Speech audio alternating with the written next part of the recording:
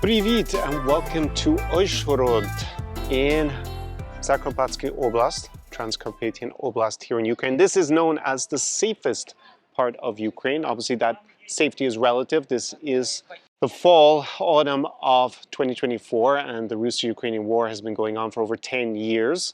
And this more intensive phase with the extended invasion by Russia of Ukraine in February 2022, where I was now 2.5 years into that. And this city is of interest to many foreigners who want to come back to Ukraine or spend time here to maybe support Ukraine in its struggle against Russian aggression. And it is interesting because it is not just the safest part of Ukraine, it is also the one region that does not have a curfew. So in principle, you can be on the street between midnight and 5 a.m., which is not possible in the rest of the country. So since I've been here in Uzhhorod, we've actually got the river Uzh just there, which gives the city its name. A few guys who are foreigners and actually watch my channel have come up to me on the street and shared their experiences with me, and that has encouraged me to make a video today that will outline a little bit of my experience here over my birthday weekend, basically, in this region, and what you can expect if you are to come to Uzhhorod or somewhere else in Transcarpathian Oblast in 2024 and beyond during the Russo-Ukrainian war. So let's get into the video. Ходімо.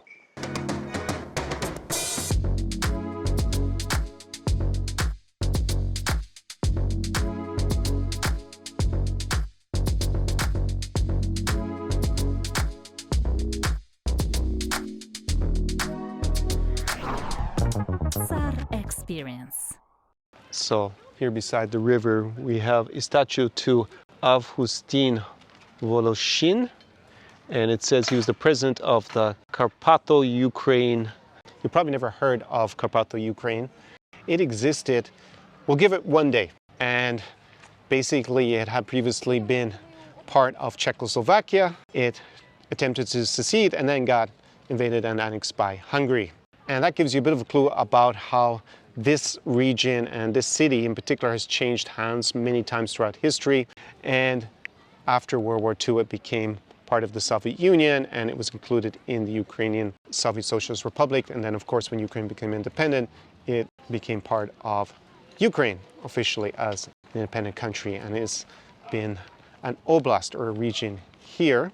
So you will see that history reflected a bit in the people here compared to the rest of Ukraine. There are quite a significant minority of Hungarian speakers that you can hear, maybe not so much in Uzhhorod, the city, but in Berehove, a town I went to, it is very noticeable. We're near to the borders with Slovakia, very close. Slovakia is actually just across the border. It's basically when the city ends, you enter Slovakia. And there's also a minority of Slovak speakers. I actually saw a school nearby which had a Slovak flag on it, so that's for, I guess, ethnic Slovaks, or there's a significant number of them here. Also, there are a lot of Roma, as well as Ukrainians, who are the majority in this city and in this region, so you can hear Ukrainian. So if you are planning to come to the Transcarpathian Oblast, as opposed to many of my other vlogs where I'm showing the nightlife and a little bit the craziness in terms of partying and stuff, you're not going to find that here because there are no really big cities. The kind of rule of thumb I use is that if a city is less than 300,000 in population, there probably isn't very much pulsating nightlife. So here, whilst there is no curfew and things can stay open all night, don't expect that you're going to find Odessa or Kyiv or even Lviv in terms of nightlife here. It is way smaller. That is not the reason to come here if it's to party hardcore or something like that, but here in Uzhhorod, you're going to have some cocktail bars open, some lounges, some terraces. It has a population officially of 112,000 people. I saw the data as January 1st, 2022.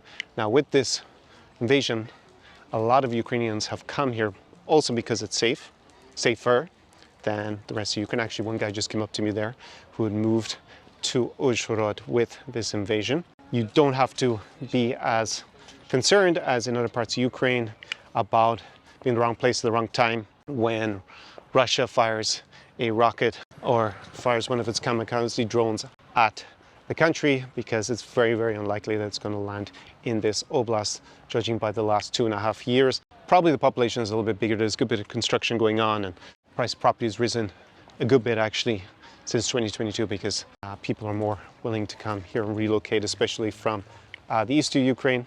However, as there has been recently in many parts of Ukraine, because Russia targeted the energy infrastructure, there are rolling outages of electricity. And if you are someone who really needs strong connectivity, maybe to do business and using the Wi-Fi, the internet, that can go down, that can be really disruptive. That's probably the biggest inconvenience. And here in Uzhhorod, it seems to be going out in the evening for a little bit. When we were in the other cities, Mukechevo and Berehove, there were no outages. So again, it depends where you are.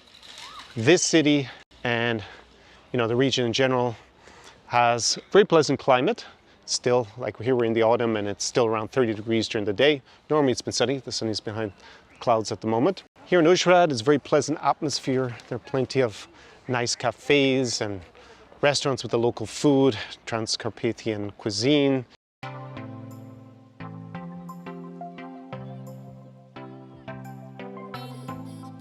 So we got our first meal here in Uzhhorod, and we've gone for pretty classical Ukrainian or regional dishes from the broader regions. We got okroshka, tak? Borscht.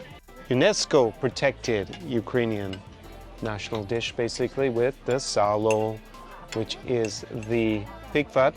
We got smetana, and we have some vegetables here. This is the starter. So we're having our first meal here in Uzhhorod. So we're at this nice place. We got the river in front of us and people out walking.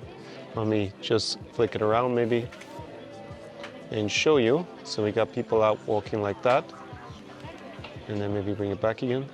So it's kind of a recommended place. You can see maybe a little bit the atmosphere behind. Хочешь спробовать?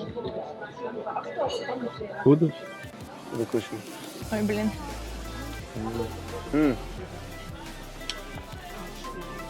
Дуже смачно. That's a nice okroshka. So that's a soup with, definitely had some egg in it. And it's cold, so probably good for this. And of course you got the classic borscht. So could enjoy this meal. Smycznoho. Smycznoho? Смачного.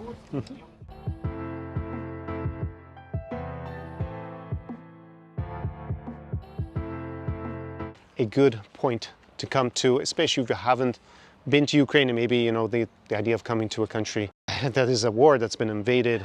This is the biggest war in Europe since World War II. This could be a good starting point. Or maybe this is just you want to be back in Ukraine. Maybe you want to help the people just by spending money here, or maybe you're going to help with the humanitarian effort. And this could be a good place to set yourself up in Ukraine. So that's what I got to say about Uzhhorod.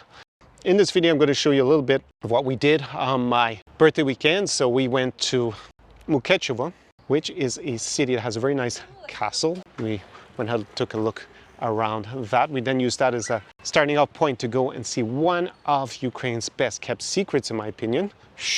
Secret place. Well, it's not really secret, but it's definitely one of the ones that is, even before the 2022 invasion, was not visited by so many foreigners. I think, at least, I never got around to going there. And I've been, obviously, especially during the COVID, I spent over 2 years in Ukraine, and I didn't get to cover it in all those travel vlogs I was doing with Angela at the time. Here it's called Senevir, magically beautiful place.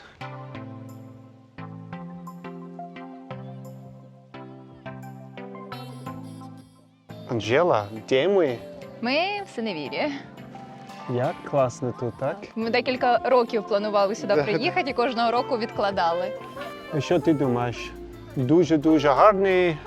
Я думаю, як дуже атмосфера? гарно. Так? Мені подобається. Так, мені? Я б тут Теж? залишилася декілька днів. So this is in the Zakarpattia, the Transcarpathian Oblast. This is a magical lake, and it's not actually allowed to go swimming here.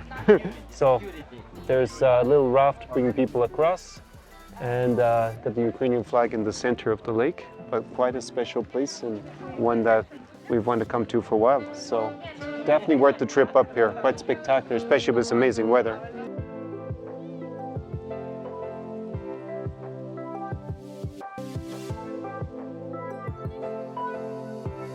And we also went to a very renowned vineyard called Chezai, a town called Berehove.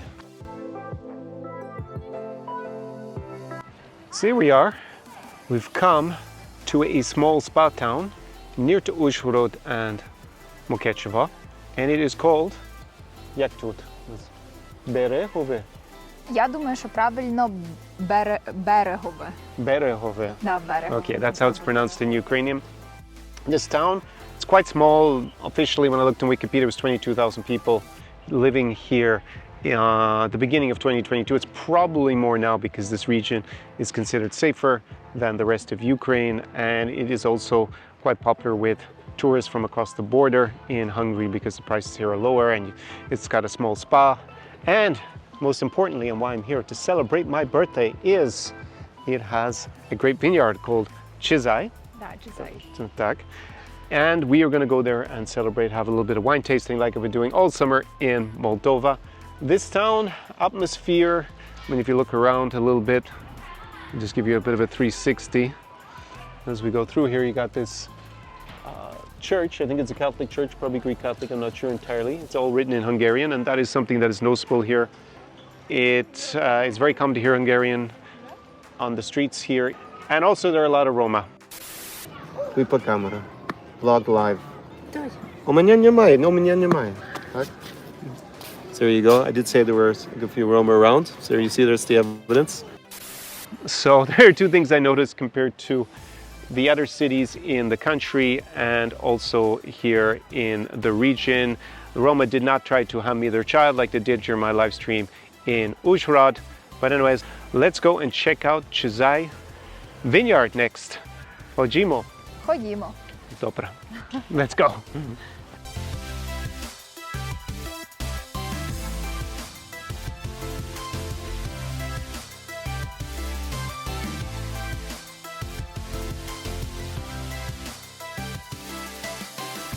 Again at Chezai, but this time at their restaurant. So we got bograc, which is a traditional soup here from the mountain. We've got to enjoy something a little bit traditional. Got this beautiful setting in Chezai. So, Stoncha. Сонче. Давай. To the birthday boy. Today's actually my birthday. Так? З днем народження. Happy birthday. Happy birthday to me. Interesting place to celebrate. So those are the places that we visited in the 10 days, and that will give you a bit of a sample of what it's like in the Transcarpathian Oblast, in Zakarpatski Oblast, and what you can expect as a kind of lifestyle if you were to come here. Maybe it's going to be 2024, maybe if the war continues on until 2025, 2026, who knows? It may be, a spot of Ukraine that you want to come and visit because it is easy to get here relative to other places. You can fly to Budapest and then take a train. The train does go to Mukachevo.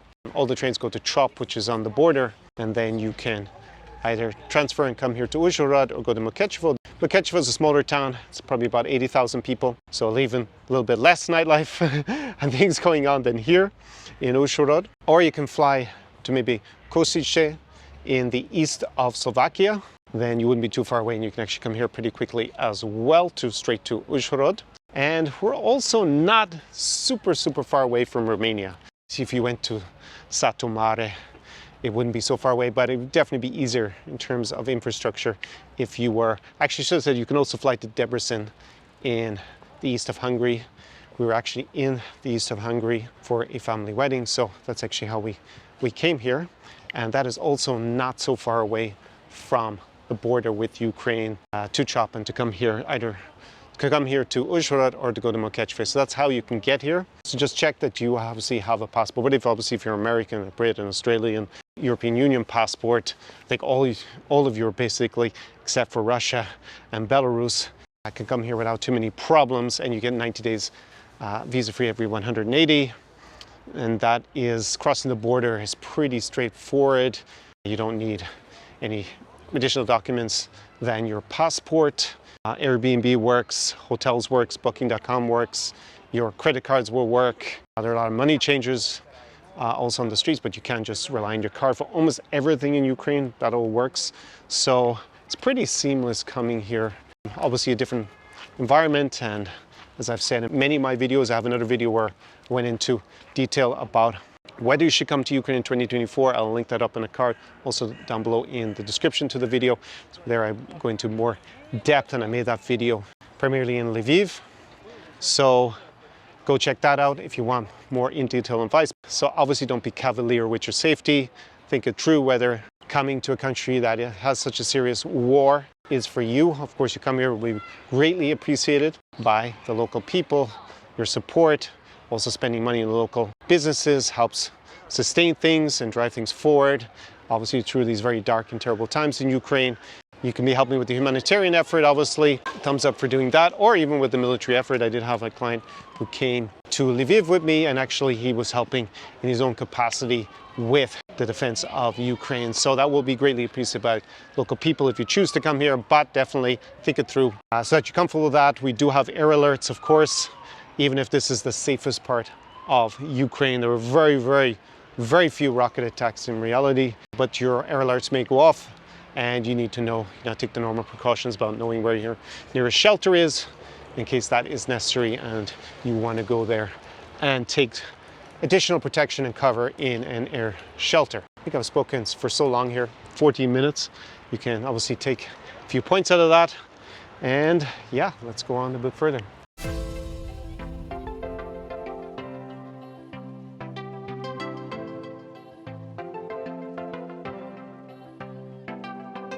If you decide to come to Ukraine, not just to Uzhhorod, then I would encourage you to document your time here. Not everybody needs to be a big influencer with a huge audience in order to have some sort of influence on the people back home. So if you do come here, document it, put in your own social media, and your friends and family will have Ukraine on their minds in this very tough time, because Ukraine does need the support of its allies. And at times that has been waning, so that would be something positive that you can do if you come here, because so many Ukrainians are paying the ultimate sacrifice to not just defend their country, but the rest of Europe from Russian aggression. And I've got their faces staring at me because I'm here in front of a memorial for soldiers from this town who have died, sacrificing their lives for the freedom of not just Ukrainians, but reality is Russia's going to go further if they ever get through Ukraine, and they're going to attack the countries around it, because that's what empires do, unfortunately. In the past, and Russia is determined to return to those days. So on that more melancholic note, I'll say Slava Ukraini, Horom Slava, do permohi.